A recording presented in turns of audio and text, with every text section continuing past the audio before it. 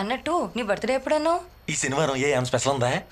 అవన్నీ ముందెందుకు చెప్తాంలే కానీ వేరే ఎక్స్పెక్టేషన్స్ ఏం పెట్టుకోమాక. వేరే అంటే మురారి సినిమాలో మహేష్ బాబు సోనాలి మీద దగ్గరికి వచ్చేసి అయ్యి బాబు టెంప్ట్ అయిపోతుందని అంటాడు కదా. సీన్ అంటే నాకు చాలా ఇష్టం. అలాంటివే పెట్టుకోమాకే. ఈ ఊళ్ళో అబ్బాస్ కటింగ్ కొట్టాలంటే మా వాడేనండి. హో, అలా అయితే తన కటింగ్ తనే కొట్టుకుంటాడా? మావాడు బ్యాండ్ ఇక్కడ కొడితే అంబాజీపేట సెంటర్ వరకు వినపడుద్దండి. అవునా? మరి అలాగైతే అక్కడ పెళ్ళికి ఇక్కడ నుంచే కొడతావా బ్యాండ్? చేర్స్.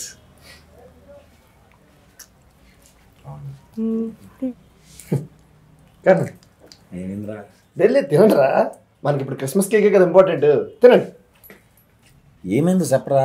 తీయగా ఉంటుందిరా, క్రిస్మస్ కేకే కదా ఇంపార్టెంట్. కానివ్వండి. ఏంటి ప్రసాద్ చెప్పు. రే, మన అంబాజీపేట ఒకటి ఉందని జనాలకు తెలిసి 3 నెలలు అవుతుందిరా. ఈ లోపు 3 పండగలు వచ్చి వెళ్ళిపోయి ఇంకా మనకు జనాలకి ఎప్పుడురా తెలిసేది? వచ్చే నెల వస్తున్నాం చెప్పాం కదరా.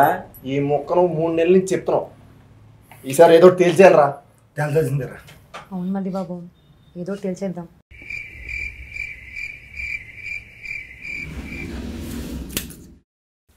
రే, 1వ తారీఖున వద్దాం. మనతో కొత్త సంవత్సరం మొదలవుతుంది. ఈ హెచ్లో వద్దనేది మరి పబ్లిసిటీ ఎవరు చేస్తాడు? కరెక్ట్. 12వ తారీఖు వద్దాం.